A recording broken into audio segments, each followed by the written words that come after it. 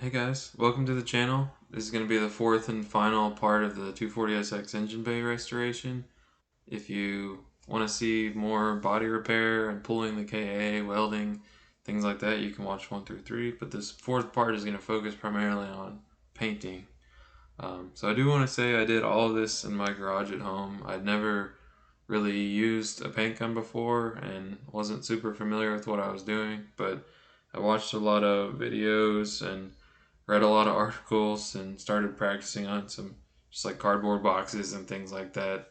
Went down to the local O'Reilly's, bought some paint, and put this makeshift paint booth together in my garage. And I think the results turned out pretty well. So with that being said, I'm hoping you guys have enjoyed this journey with me, and yeah, I'll be posting more 240 videos in the future, hopefully once I get it back from the shop with the RB. So thank you guys so much for watching, and enjoy.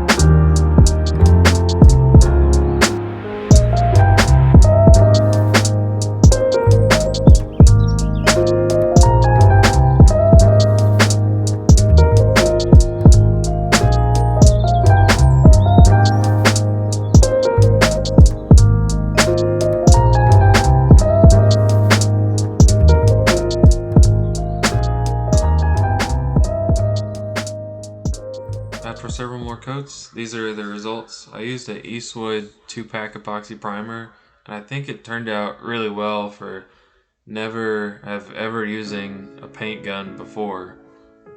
I just took my time, a lot of prep work, and a lot of sanding. So we'll move on to color.